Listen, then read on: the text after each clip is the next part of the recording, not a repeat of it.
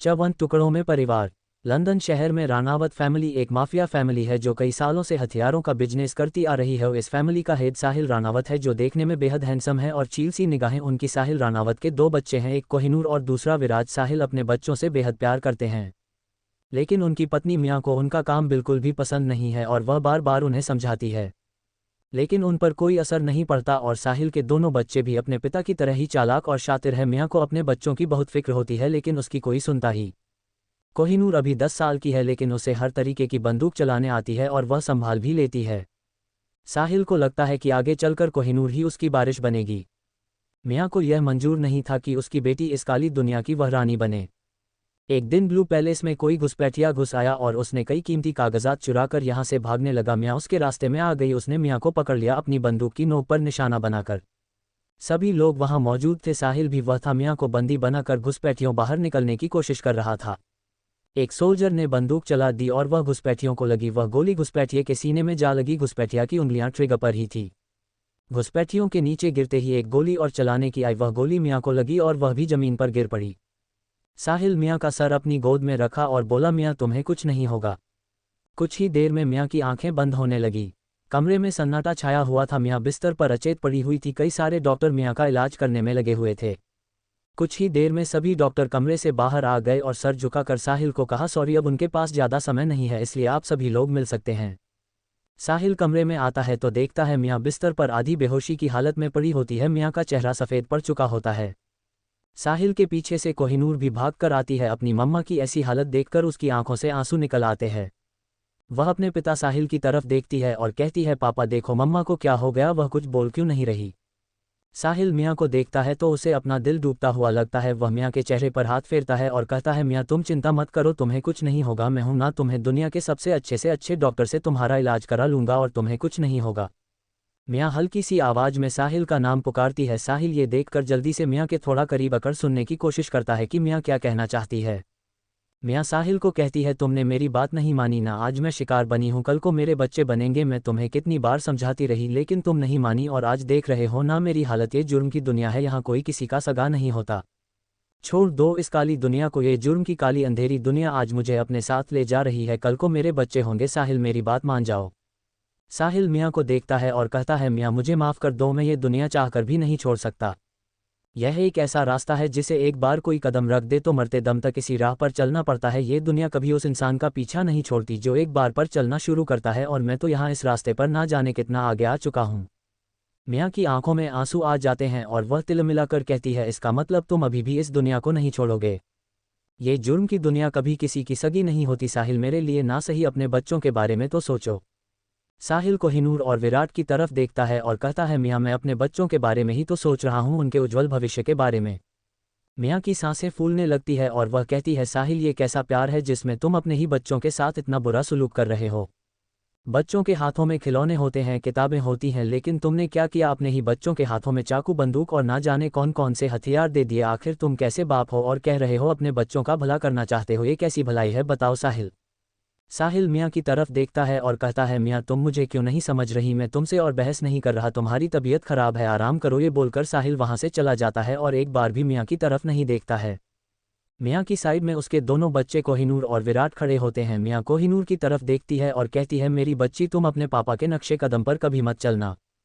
ये जुर्म का रास्ता है, इस पर चलने वाला हर इंसान अपना सब कुछ खो देता है। तुम्हारे पापा आज मेरी बात भले ही नहीं सुन रहे हैं, लेकिन वह दिन दूर नहीं होगा जब सब खत्म हो जाएगा। विराट अपनी मां की तरफ देखता है और कहते हैं, मां आप शांत हो जाओ, आपकी तबीयत ठीक नहीं है। मियां की सांसें और भी ज़्यादा फूलने लगती है। विराट अपनी मां की ऐसी हालत देखकर कोहिनूर को कहता है, तुम मां का ध्यान रखो, मैं डॉक्टर को बुलाता हूँ। ये बोलकर विराट बाहर की तरफ भागता है। मियां कोहिनूर की तरफ देखती है और कहती है, मेरी बच्ची मुझे पता है मेरे पास ज़्यादा समय नहीं बचा है अब, इसलिए मेरी बात ध्यान से सुनो, चली जाओ इस जुर्म की दुनिया से दूर। यह मेरी आखिरी ख्वाहिश है, पूरी करोगी ना मेरी बच्ची। कोहिनूर अपनी मां की तरफ देखती है और कहती है, मां आप शांत हो जाओ, अभी डॉक्टर आते ही होंगे, आपको कुछ नहीं होगा। लेकिन मियां उसकी बात नहीं सुनती और कहती है, वादा करो मुझसे। कोहिनूर भी उसकी बात मान जाती है और कहती, मम्मा मैं आपसे वादा करती हूँ, लेकिन आप प्लीज़ शांत हो जाओ। मियां ये कहते कहते ही चुप हो जाती है और उसकी आखिरी सांस भी थम जाती है। कोहिनूर जब अपनी मां को चुप देखती है तो उन्हें बार बार हिलाने लगती है, लेकिन कोई जवाब नहीं मिलता। कोहिनूर की आंखों में आंसू आ जाते हैं और वह रोने लगती है और मम्मा मम्मा कहती है। अभी साहिल, विराट और डॉक्टर आ जाते हैं। जब साहिल कोहिनूर को ऐसे रोते हुए देखता है तो जल्दी से आकर उसे गले लगा लेता है और कहता है, कुछ नहीं हुआ मेरी बच्ची, मम्मा अभी सो रही है, शांत हो जाओ। लेकिन कोहिनूर चुप होने का नाम ही नहीं लेती और वह बार बार कहती है, मम्मा कुछ क्यों नहीं बोल रही, पापा बताओ ना। साहिल समझ नहीं आ रहा कि वह कोहिनूर को क्या बोले, कोहिनूर की कोई बात सुनने को तैयार ही नहीं। विराट की आंखों में भी आंसू आ जाते हैं अपनी मम्मा की ऐसी हालत देखकर, क्योंकि उसे पता है कि उसकी माँ अब इस दुनिया में नहीं है। कोहिनूर यह बात मानने को तैयार ही नहीं हो रही थी कि उसकी माँ अब इस दुनिया में नहीं है। चट्टू कोहिनूर के इरादे। एक हफ्ते बाद कोहिनूर अपने कमरे में बैठी मियाँ की तस्वीर देख रही थी। मियाँ के जाने के बाद से कोहिनूर ज़्यादा किससे बात नहीं करती थी। कोहिनूर के कमरे में साहिल आता है तो कोहिनूर को गुमसुम देख उसके सर पर हाथ फेरता है और कहता है, क्या हुए मेरी बच्ची को। कोहिनूर सर उठाकर देखती है तो साहिल होता है। कोहिनूर साहिल को देख गले लगा लेती है और कहती है, पापा मुझे आपसे एक बात करनी थी। साहिल बड़े प्यार से कोहिनूर के पास बैठता है और बोलता है, बोलो मेरे बच्चे, तुम्हें क्या बोलना है। कोहिनूर उदासी भरी लफ्जों में कहती है, पापा मुझे यहाँ नहीं रहना, मुझे अच्छा नहीं लगता, जब से मम्मा यहाँ से गई है तब से मुझे यहाँ घुटन महसूस होती है। बेटा, हाथ में घुटन क्यों महसूस होती है, यहाँ मैं हूँ, विराट भी तो है, लेकिन फिर भी मुझे यहाँ नहीं रहना पापा। साहिल के चेहरे पर अब गुस्सा आने लगा था और वह गरजते करते हुए बोला, आप कहीं नहीं जा रहे कोहिनूर। अब कोहिनूर के चेहरे पर भी गुस्सा आ रहा था, लेकिन फिर भी उसने उदासी भरे लफ्जों में कहा, मैंने प्रॉमिस किया था पापा मम्मा से कि मैं इस रास्ते पर कभी मैं चलूंगी जिस रास्ते पर आप चल रहा है। साहिल नाराजगी भरे शब्दों में बोला, कोहिनूर कल आप कटारा जा रही है। कोहिनूर में अब और सहन नहीं कर पा रही थी और उसने भी नाराजगी भरे शब्दों में बोला, मैं नहीं जा रही कटारा, पर आपको क्यों नहीं जाना। कोहिनूर में कोई जवाब नहीं दिया। कटारा एक ऐसी जगह है जहां कई देश से बच्चों को अगवा करके लाया जाता है और उन्हें बचपन से ही खूंखार और खतरनाक बनाया जाता है। कटारा में जाने वाला हर एक बच्चा हर रोज मौत को करीब से देखता है, ना वहां उन्हें सही तरीके से खाना मिलता है ना पानी। वहां जिंदा रहने के लिए ही एक दूसरे का खून तक करना पड़ता है। कटारा में हर रोज 5,000 बच्चे लाए जाते हैं और एक महीने में वह सिर्फ 5 ही बचते हैं। वह भी खतरनाक खलनायक होते हैं जिन्हें ना तो जीने की कोई आशा होती है और ना ही मरने की कोई तड़प, वह एक जिंदा लाश की तरह होते हैं। कोहिनूर ने यह इरादा कर लिया था कि वह कटारा कभी नहीं जाएगी और वह यहाँ से हमेशा हमेशा के लिए चली जाएगी, बहुत दूर जहाँ उसे कोई ढूंढ ना पाए। अगले दिन कोहिनूर को कार में बिठाकर कटारा लेकर जाया जा रहा था। गाड़ी अभी रास्ते में ही थी कि कोहिनूर बेहोश होने का नाटक किया। गाड़ी में बैठा ड्राइवर की जब नज़र कोहिनूर पर पड़ी तो वह घबरा गया और उसने कार बीच रास्ते में ही रोक दी। कार के रुकने की वजह से पीछे की कारें भी रुक गई, जिनमें से कई बॉडीगार्ड ब्लैक सूट में निकल कर आए। उन्हें पता चला कि कोहिनूर होश में नहीं है। उन्होंने जल्दी से साहिल को कॉल किया, लेकिन नेटवर्क क्षेत्र से बाहर होने की वजह से कॉल नहीं लगी। ऊपर से वह जंगल के एरिया में थे जहां नेटवर्क का कोई नामोनिशान नहीं था। कुछ ही देर में गोली चलने की आवाज़ आने लगी और एक एक कर सारे बॉडीगार्ड नीचे जमीन पर गिरने लगे। 2 मिनट के अंदर अंदर 50 बॉडीगार्ड जमीन पर खून से लथपथ गिरे पड़े थे। कोहिनूर में अपने हाथों मेरी बंदूक पर एक फूंक मारी और वहां से निकल गई। कुछ ही घंटों बाद साहिल को भी यह खबर मिल गई कि उसकी बेटी लापता है और सारे बॉडीगार्ड भी मारे गए, किसी का भी कोई नामोनिशान नहीं था। साहिल पागलों की तरह कोहिनूर को पूरे शहर में ढूंढ रहा था और वही कोहिनूर भी छुपते छुपाते लंदन से निकल गई। 10 साल बाद मुंबई शहर की सबसे ऊंची इमारत कपूर कॉरपोरेशन की बिल्डिंग 20वें फ्लोर पर जॉब के लिए इंटरव्यू चल रहे थे। उसी में एक नौजवान, जो देखने में बेहद खूबसूरत लड़का जिसकी हाथों में एक फाइल थी, वह पैर पर पैर चढ़ाए अपनी बारी का इंतजार कर रहा था। तभी कुछ देर में ऑफिस के बाहर एक आदमी आकर, जन्नत का नाम है, वह लड़का खड़ा हुआ और अपनी टाई को कसा और अंदर को बढ़ गया। जन्नत देखने में ही खूबसूरत नहीं बल्कि हर चीज़ में माहिर था, चाहे पढ़ाई की या फिर स्पोर्ट्स की, वह सब में माहिर था। ऑफिस में जैसे ही जन्नत कदम रखता है, ऑफिस में बैठे अखिल आहूजा की नज़र उस पर पड़ती है। वह जन्नत को एक बार देखते हैं तो देखते ही रह जाते हैं। जन्नत आगे बढ़ता है और कहता है सर, तब जाकर अखिल आहूजा होश में आते हैं और वह जन्नत को बैठने के लिए कहते हैं। जन्नत कुर्सी पर बैठता है और अपनी फाइल अखिल आहूजा को पकड़ा देता है। अखिल आहूजा उसकी फाइल देखकर चौंक जाते हैं। हर चीज़ में जन्नत टॉपर है, चाहे खेलकूद की बात करें या पढ़ाई की। अखिल आहूजा ने एक एक करके जन्नत से 10 सवाल पूछे और जन्नत में बड़ी बखूबी जवाब दे दिया। अखिल आहूजा ने उसे कॉन्ग्रेचुलेट किया और कहा, यू आर सिलेक्ट, तुम कल से ही ज्वाइन कर सकते हो। कपूर कॉरपोरेशन में वैसे तो कोई भी जल्दी से सिलेक्ट नहीं हो पाता, लेकिन जन्नत एक बार में ही सिलेक्ट हो गया। जन्नत जैसे ही बाहर निकलता है, सभी की निगाहें उस पर ही होती हैं। जैसे ही वह बाद की साइड जाने को होता है तो कई सारी ऑफिस की लड़कियां खड़ी होकर उसे देख रही होती है और आपस बातें करनी होती हैं। तभी उनमें से लड़की दूसरी से लड़की से कहती हैं, ये तो प्रेसिडेंट कपूर से भी ज़्यादा हैंडसम है। मैंने पहले कभी प्रेसिडेंट कपूर जितना हैंडसम नहीं देखा था है, लेकिन आज इसे देखने के बाद तो जैसे मैं पागल ही हो गई हूँ। ये हकीकत है या सच, मुझे यकीन नहीं हो रहा कि कोई इतना हैंडसम भी हो सकता है। काश यह मेरा बॉयफ्रेंड होता। अभी दूसरी लड़की कहती है, नो चांस। ये तो मेरा ही होगा, किसी लड़की कहती है। तुम दोनों का दिमाग खराब हो गया है। यह एक न्यू कमर है तो इसलिए ये दूसरे डिपार्टमेंट में बैठेगा। पहले लड़की कहती है कितनी अफसोस की बात है, तभी दूसरी लड़की कहती है ज़्यादा नहीं, बस 5 दिन, उसके बाद तो यह ऑफिस में ही आएगा ना। हर लड़की जन्नत को अपने साथ इमेजिन करने लगी कि वह उसके साथ कैसा लगेगा, मैं दोनों कितनी प्यारी लगेंगे। सभी लड़कियां जन्नत के देखकर पागल हुई जा रही थी और एक दूसरे से लड़ी जा रही थी इसके लिए, जिसकी वजह से पूरे ऑफिस में शोर मच गया था।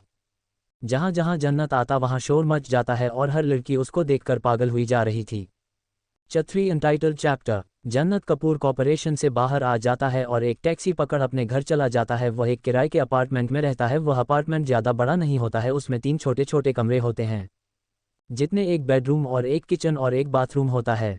जन्नत बाथरूम में जाता है और शीशे में अपना चेहरा देखने लगता है जिस पर पसीने की बूंद गिरी जा रही थी। जन्नत नल खोलता है और पानी के छींटे अपने मुंह पर मारने लगता है, जिससे उसके चेहरे पर लगा थोड़ा सा मेकअप हट जाता है और वह देखने में और भी खूबसूरत लगने लगता है। फिर जन्नत अपने सर से बाल खींचता है और एक बिग गिरती है, जैसे ही वह भी जमीन पर गिरती है तब जन्नत के लहराते हुए बाल खुल जाते हैं और शीशे में उसका चेहरा दिखाई देता है, जो लंबे लंबे बालों के बीच एक खूबसूरत सा चेहरा, जिसे देख पा कोई भी अपने होश खो बैठे। नशीली आंखें तोते जैसी लंबी, ना गुलाब की पंखुड़ियों जैसे होंठ, भगवान का बनाया हुआ नायाब तराशा हुआ हीरा लग रहा था। जन्नत एक लड़की होकर क्यों लड़के की पहचान के साथ जी रही थी। जन्नत क्या फ्रेश होकर बाथरूम से बाहर आती है, उसके बाल टॉवल से लिपटे होते हैं और वॉट टॉप पहनकर पूरे घर में घूम रही होती है। तभी बाहर कोई डोरबेल बजाता है। जन्नत डोरबेल की आवाज़ सुनकर एक पल के लिए सुन पड़ जाती है। वह जल्दी से जाकर दरवाजे के एक छोटे से छेद से बाहर की तरफ देखती है। दरवाजे के बाहर सिया खड़ी थी, जो बार बार डोरबेल बजे आ रही थी। जन्नत अंदर से ही कहती है, सिया तुम क्यों आए हो। सिया एक्साइटेड होकर बोलती है, जन्नत वाह, तुम तो मेरी आहट से भी मुझे पहचान जाते हो। जन्नत इरिटेट होते हुए कहता है, तुम्हारी बकवास खत्म हो गई हो तो बता सकती हो क्यों आए हो। सिया एक्साइटेड होते हुए कहती है, जन्नत मैं तुम्हारे लिए अपने हाथों से गर्मा गर्म खाना बनाकर लाई हूँ। जन्नत इरिटेट तो होता है, साथ ही उसे बहुत जोर की भूख भी लगी होती है, इसलिए वह फैसला करती है कि सिया से वह प्यार से बात करेगी। जन्नत अब अपनी सॉफ्ट सी आवाज़ में सिया से कहती है, अच्छा ये बताओ तुमने खाने में क्या क्या बनाया है। एक्साइटेड होते हुए करती है जन्नत, मैंने आज खाने में तुम्हारे लिए आलू के पराठे, पनीर की सब्जी और बासमती चावल बनाए हैं, तुम्हें ये पसंद है ना। जन्नत कहती है, सिया तुमने मीठे में कुछ नहीं बनाया। सिया सर पर हाथ मारते हुए कहती है, अरे वह तो भूल ही गए, मैंने तुम्हारे लिए खीर बनाई थी बादाम की, वह तो घर पर ही छूट गई। अब जन्नत के चेहरे पर एक मुस्कान आ गई और वह बोली, तुम्हें पता है ना मुझे बादाम की खीर कितनी पसंद है और तुम वही भूल गई। सिया अब घबराते हुए कहती है, सॉरी जन्नत, मैं तो भूल ही गई थी, तो अब मैं क्या करूं। जन्नत में मुस्कुराते हुए कहा, एक काम करो, तुम ना खाना बाहर रखकर जल्दी से जाकर खीर ले आओ, ठीक है। सिया हिचकी चाहते हुए कहती है, लेकिन अब जन्नत इरिटेट होते हुए कहता है, लेकिन क्या तुम मुझे भूखे मरना चाहती हो क्या। सिया बड़े प्यार से कहती है, नहीं जन्नत, तुम गलत समझ नहीं आया, मैं अभी जाकर खीर लेकर आती हूँ, ठीक है। ये बोलकर सिया खाने की प्लेट नीचे रख अपने घर के अंदर चली जाती है। जब जन्नत को लगता है कि सिया अब चली गई तो वह दरवाज़ा खोलकर खाना उठा लेता है और दरवाज़ा लॉक कर देता है। कुछ ही देर में सिया खीर लेकर आती है तो देखती है कि खाना अपनी जगह पर नहीं है, तो वह सोचती है कि जन्नत ने खाना ले लिया होगा। वह खुशी से डोर बेल बजाने लगती है, लेकिन कोई जवाब नहीं आता और ना ही जन्नत आता है। सिया गुस्से से अपना एक पैर पटक कर वहां से चली जाती है। अगले दिन जन्नत कंपनी में आता है जहां सभी को ट्रेनिंग मिल रही होती है, वहां पर चला जाता है। वहां और भी बहुत सारे न्यू कमर थे, जिसमें कुछ लड़कियां और कुछ और भी लड़के थे। दिन में सबसे ज़्यादा हैंडसम जन्नत ही लग रहा था, सिंपल से कपड़े में भी वह बेहद हैंडसम लग रहा था। सभी लड़कियों की निगाहें तो उसी पर ठहरी हुई थी, अपने काम में ध्यान कम और उसमें ज़्यादा दे रही थी। वहां पर खड़े सभी लड़कों को जन्नत से बेहद जलन हो रही थी, क्योंकि सारी लड़कियां सिर्फ उसी को टेंशन दे रही थी और उन्हें तो कोई पूछ तक नहीं रहा था। ऐसे ही एक हफ्ते निकल जाते हैं। आज जन्नत की ट्रेनिंग पूरी हो जाती है और उसे अपना एक अलग स्पेस मिल जाता है काम करने के लिए। जन्नत अपना सामान शिफ्ट करता है और काम करता है। उसकी पतली पतली हुई है कीबोर्ड पर ऐसे दौड़ रही थी जैसे कोई पियानो बजा रहा हो। सभी लड़कियां तो उसको देखकर पागल ही हो रही थी। कंपनी की सारी लड़कियां रोज जन्नत के लिए कुछ ना कुछ तो लाया ही करती थी और वह जन्नत को बड़ी ही उम्मीद के साथ देती थी, लेकिन जन्नत किसी भी लड़की का लाया हुआ कोई भी सामान एक्सेप्ट नहीं करता था। ऑफिस के तो सारे लड़के ये देखकर अंदर ही अंदर जलन के मारे मरे जा रहे थे और वही जन्नत को इन सब चीज़ों से कोई फर्क नहीं पड़ रहा था। अच्छा ठीक है, और अब मुझे ज्ञान मत दे और सो जा, क्योंकि ने तेरी बाइक लेकर जा रहा हूँ। तो विवान परेशान होते हुए कहता है, हाँ ठीक है भाई, पर मेरी बाइक तोड़ मत डालिए जैसे तूने पिछली बार किया था। अबे नहीं तोड़ूंगा, चिंता मत कर। अच्छा भाई, मुझे ना जोर की नींद आ रही है और मैं सोने जा रहा हूँ। ओके जा सो जा। अच्छा रुक रुक, फ़ोन मत कटिया। अबे अब क्या। शाम को चल रहा है ना बाइक रेस के लिए? अबे यार यह भी कोई बताने वाली बात है, ऑफ कोर्स चल रहा हूँ। अच्छा मुझे सोने दे, बाय, फ़ोन कट करते हुए कहा। जन्नत को अपने दोस्त की बाइक मिल गई। वह बाइक देखने में बेहद स्टाइलिश थी। जन्नत ने बाइक स्टार्ट की और मॉल की तरफ घुमा दी और मॉल में घुस गया शॉपिंग के लिए। चफोर कपड़ों पर जन्नत का दिल मचला। जन्नत ने पहले शॉपिंग के लिए कपड़े वाले एरिया को चुना। वहाँ कई सारे लड़के कपड़े खरीद रहे थे, साथ में उनकी गर्लफ्रेंड भी थी।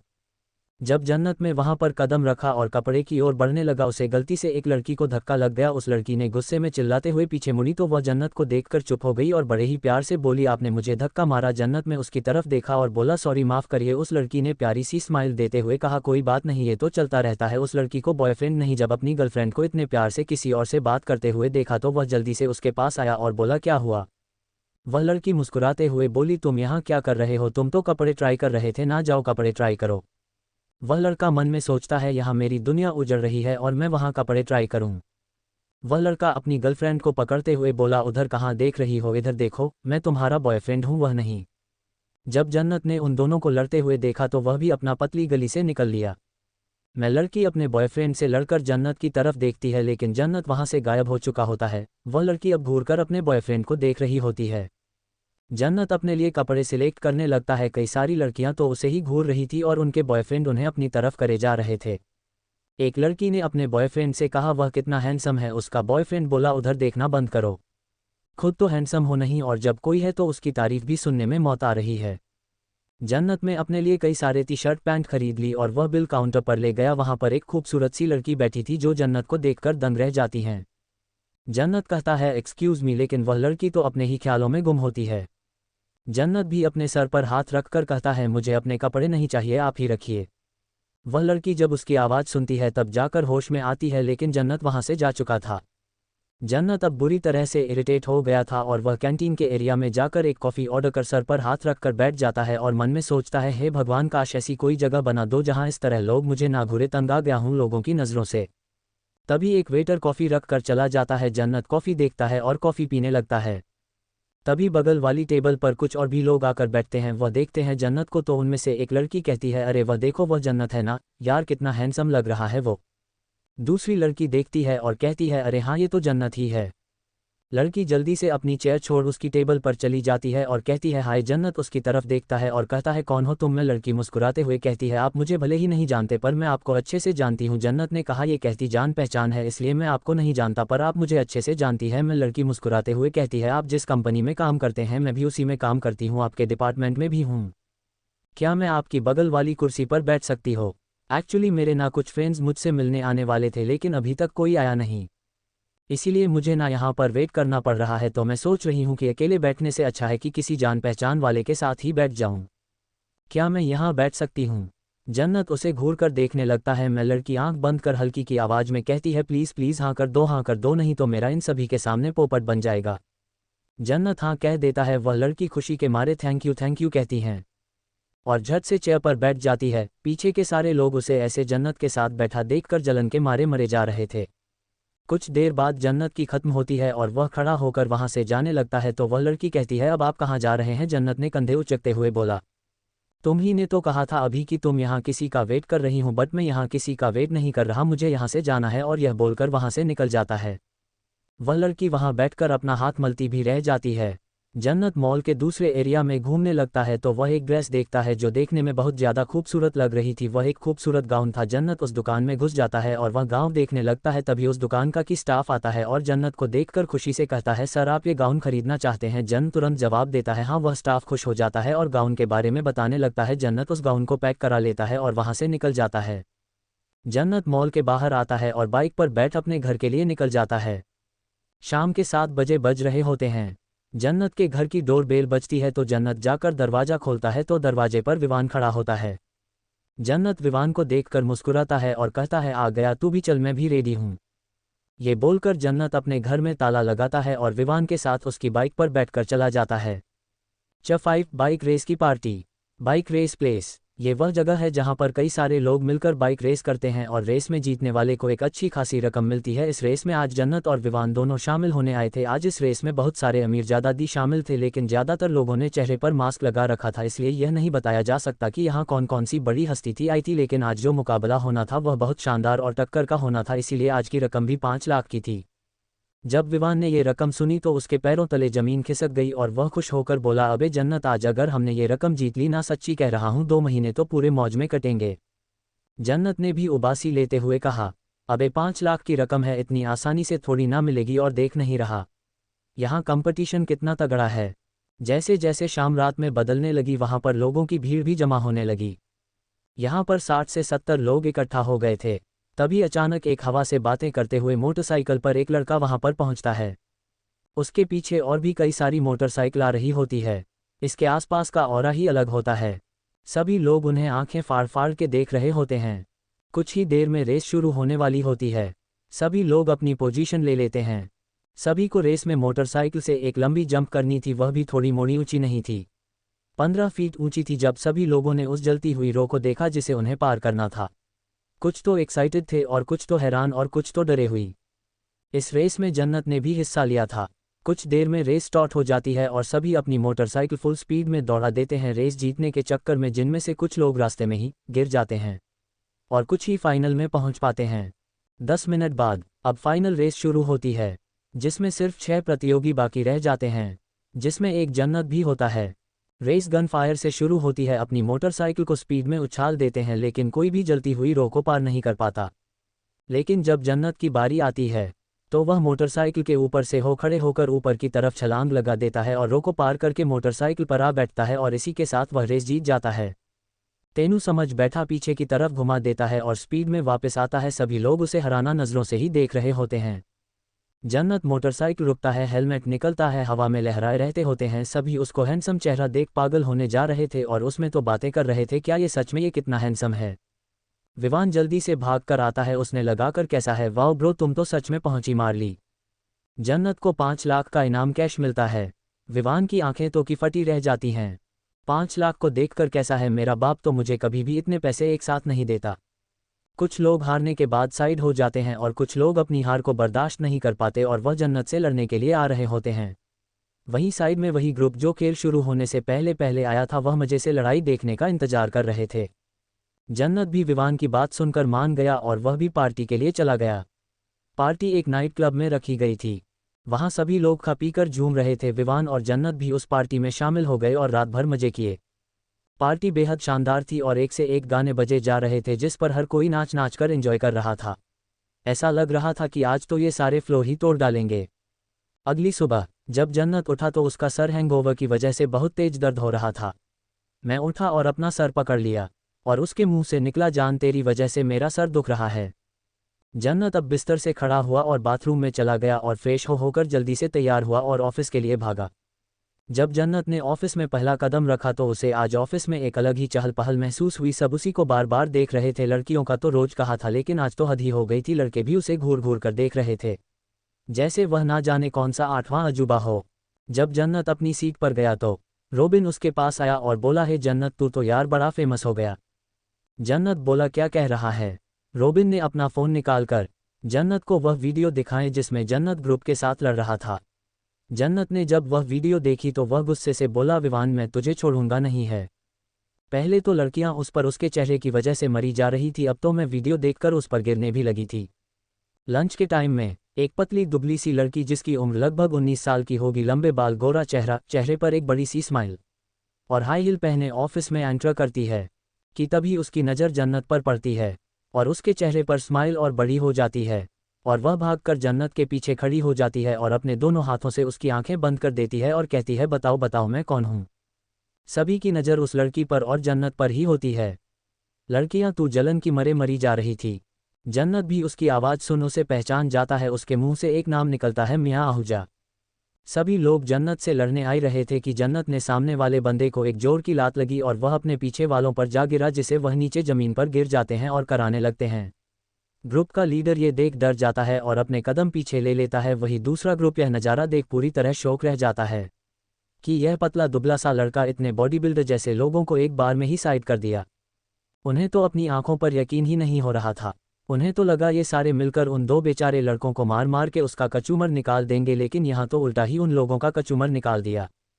जन्नत विवान के साथ जा ही रहा था कि तभी पीछे से किसी ने जन्नत के कंधे पर हाथ रखा। जन्नत में जब पीछे मुड़कर देखा तो वह वही लड़का था जो खेल शुरू होते समय आया था।